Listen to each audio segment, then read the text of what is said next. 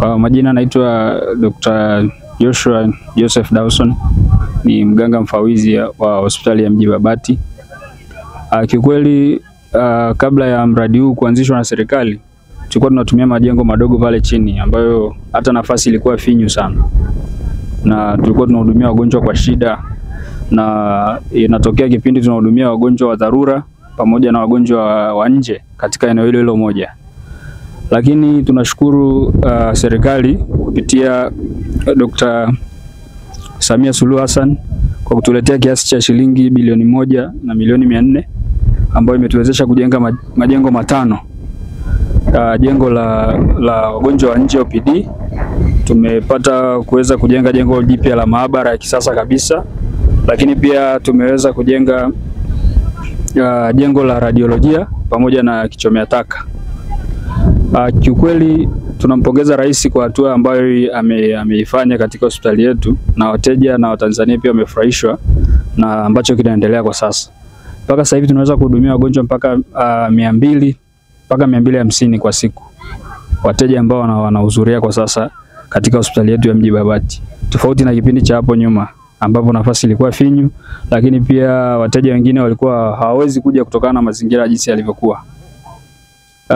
Tunachokiomba serikali kwa sasa ni nguvu kazi, kutuongezea madaktari pamoja na manesi, kwa sababu tumeshapata nafasi kubwa ya kutosha na tuko wale. Kwa hiyo tunahitaji nguvu kazi zaidi ili tuweze kuendelea kutoa huduma bora.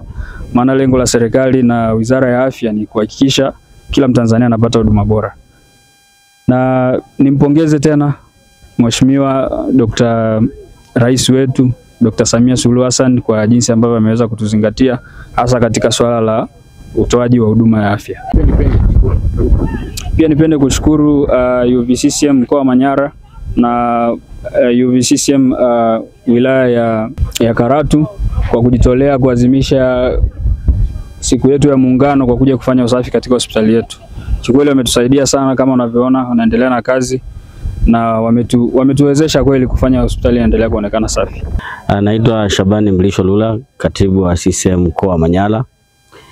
Leo kwenye sikukuu ya Muungano mkoa wa Manyara, vijana mkoa wa Manyara, yani UVCCM mkoa wa Manyara na umoja wa vijana wa wilaya Karatu wameamua kuadhimisha siku ya leo kuja kufanya shughuli za kijamii pamoja na kufanya usafi eneo letu la hii hospitali ya Mji Babati kwa lengo la kuboresha mazingira ya kufanyia kazi, lakini pia wamepata nafasi ya kuja kuangalia majengo makubwa sana ambayo mama ameleta pesa zaidi ya bilioni 1.5 ambayo yameweza sasa kuongeza idadi ya watu wapokea huduma, lakini majengo ambayo yana hadhi kulingana na serikali ya sasa ilivyokuwa imekusudia.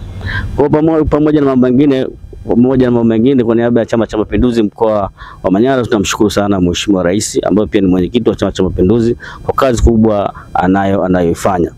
Tumeridhika, wana CCM na wananchi wameridhika kwa kazi kubwa hii ambayo mwenyekiti wetu amefanya. Asante.